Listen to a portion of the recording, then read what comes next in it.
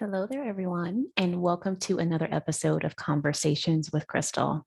This episode is one that I don't record a lot, meaning this is where I share areas that I disagree with traditional therapy and counseling in regards to relationships. And so this will be another shorty episode. I love these shorty episodes because they're short and sweet. And you listeners who tune in every single week, thank you, by the way, can just listen to them on your drive to work or out jogging or maybe washing the dishes. But it's just a little short little nugget in your ear. And then you can turn away from this podcast and maybe think about something differently or apply something that I've shared directly into your relationship that same day. So let's keep going at this pace. Now, it's really important that you hear and that I start off by saying, I'm actually a huge believer in therapy, right? It's actually something that my husband and I have done, and I'm a big believer in it, right? And the distinction that I like to use between coaching and therapy is that therapists are licensed and trained individuals who are able to get individuals back to their baseline, right? So let's say you have someone who's not even functioning in their daily life activities. That is a situation that needs therapy, right? So perhaps depression, severe trauma, PTSD, that type of thing. Those are situations where you need someone who is licensed and specifically trained in those areas to really support that person, including psychiatrists who are able to prescribe medication. Now, when we talk about coaching, it's almost like if you look at the therapist kind of helping people get to that baseline, a coach takes you from where you are at that baseline to where you want to be. And so that's a great way just to have a better understanding between what a life coach does versus what a therapist does. And please hear me that there is room for both, there is need for both, there is space for both when it comes to our mental health as a global community. One area in particular, and interestingly enough, I've actually heard that these kind of therapists with this kind of old school way of going about it, they're actually starting to phase out a little bit, which I'm really happy to hear. And their philosophy is that imagine a couple sitting on a couch and the therapist looking at one spouse saying, "Hey, what do you need from the other one?" And then asking the other spouse the same thing, and then basically telling the spouses that they need to do those things for the other person in order to make them happy, right? That's kind of like the premise of how the therapy session goes.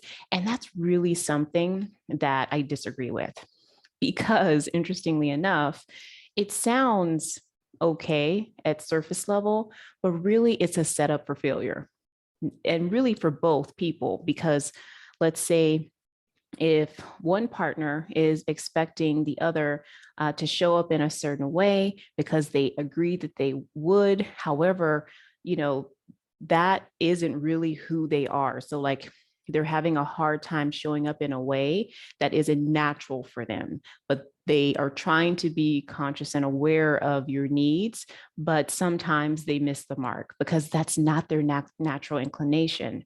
And remember, if it were, you wouldn't be talking about that in therapy anyway. So remember that, okay? Now, the reason why it's a setup for failure is because it leaves the requester usually frustrated, right? And then it leaves the partner who is, being looked to fulfill that expectation or that request, as someone who's not following through, they're not following their word, that type of thing. And those are some of the heavy things that we can tell ourselves about our partners when we enter situations where we have expectations that are not met. And so I have a different approach that definitely works, right? And what's interesting about this is that I actually don't think there's anything wrong with having an expectation or a desire in your relationship. I think it's very healthy. However, this is where we typically where we go off the rails. And trust me, I have been off the rails before. So speaking from experience, we have the expectation or the desire for our partner to do a certain thing, or maybe to not do a certain thing. And then what happens is we have that expectation, but then we forget to leave space for our partner to show up as they are, who they are, right? And in that space, there's a 50-50 chance that they are going to do the thing that you requested or not, right? So then it's in that space, in the situation where they don't comply or they're not doing the thing that we would like them to do or not do, that we then have to turn back and ask ourselves, how am I going to care for my emotional well-being, myself, in this situation where this is something that I was seeking from my spouse and they're not providing it? Okay. So I really want to make that super clear. Nothing wrong with expectations, but you have to allow for the reality that you are dealing with another human being who has their own stuff going on. You never know what, may be going on for them personally. They have their own history. They may have traumas from the past that are still playing into their future, maybe unknowingly, that type of thing. So it's like you have this whole other individual, even though you're in relationship together, right? Whether a committed relationship or a legal marriage, it's still, that person is still their own human being. And many times I think what we need to remind ourselves in relationships is that we typically aren't going to choose someone to be in a relationship with who, doesn't have our best interest in mind or is malicious in the things that they are doing or not doing in the relationship. They are just being who they are naturally. Okay. So the one thing that you can do, I'll give you an example, and a really simple example. Let's say you enjoy going to the movies, right? And it's interesting that this is on my mind because we recently took our son to the movie theater for the first time, for him to experience what it's like to be at the movies. And I realized that I hadn't been to the movies at all, like in years, obviously not during the pandemic. And then maybe even some years before then. And let me tell you, I didn't miss anything. It was a bit of a shock to the system, to be honest with you. The concession stands were long, the seats were dirty. It was just, people walking behind you, pushing the seat. I was like, I'd rather do this at home. But anyhow, it wasn't about me. It was about the little one. So I managed my emotions.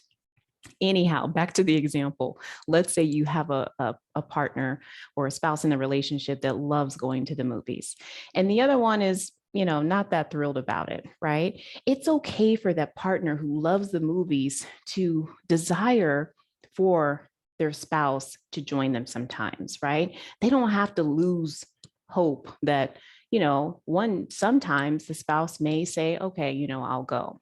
So that you don't have to lose that. Now, when it comes time to ask the spouse if they want to join you at the movies, it goes back to that 50-50, right? So do you see where we kind of drop off into the space where we have to release the expectation into a space and then see how our spouse is showing up? And then if they say yes, obviously fine, because there's no friction there, right? You get to do something that you enjoy and your spouse is going to do it with you. You wanted them to do it with you. It's great. You don't have to do any mind management around that.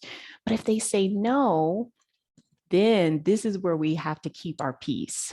This is where we have to learn to not make their answer mean anything about us. And how else can we take care of ourselves in that situation, right? Of course, you really wanted to go to the movies with your spouse. They said no, but you know what? I have a really good girlfriend, or I have my brother, my sister, my coworker, and I know they love doing this kind of stuff. So I'll see if they're available, right? That's a very basic, very simple example of how to implement having your own back, even when your spouse is maybe not doing something that you are asking them to do, or they don't want to do something that you have a desire for or have an expectation around.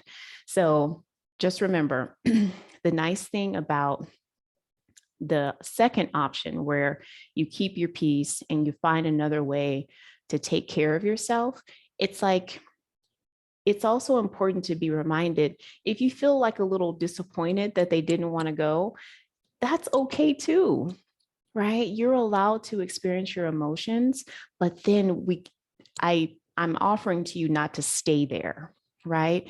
Sit there, not, you don't necessarily have to sit physically, but allow your emotions, allow that disappointment. Be reminded of why you're disappointed. It's because of a thought that you're having, right, about the way that they answered. But there's nothing wrong with you. It's not a problem for you to have a little bit of disappointment that your spouse didn't do the thing or they said no this time. But we then need to move on after processing and allowing that emotion, move on and decide intentionally how we're going to take care of ourselves in that situation, and maybe what we want to think about this particular situation in the future, how we want to intentionally think about it in the future. So that way we don't end up with hurt feelings or, even worse, built up resentment over the years. Okay. All right, everyone. So that is kind of my little glitch with some of the more traditional old school way of therapy in regards to giving the responsibility of the emotional well-being of one spouse on the other's shoulders. I believe that's a big no-no. So, and then I provided you another way of how you can look at that with an example that you can just kind of take and run with. So take that, think about it.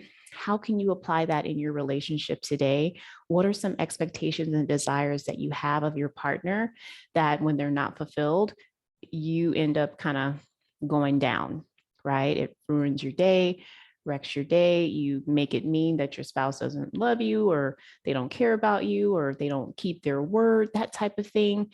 It's really important to have compassion and curiosity for yourself first, to find out why we're responding the way that we are in situations like that.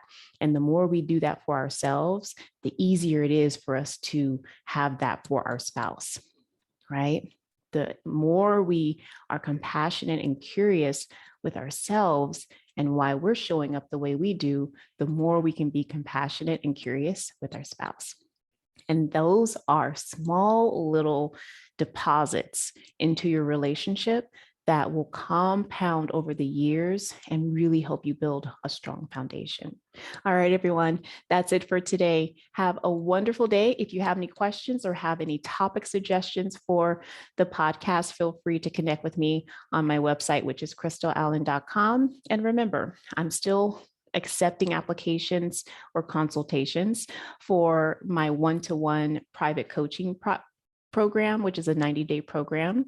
And so when you're listening to these podcasts, if you know that this is you and you need some guidance in helping you with your own personalized transformation, connect with me at christalallen.com/chat, and I'd be more than happy to work with you. All right, everyone, that's it. Have a wonderful day.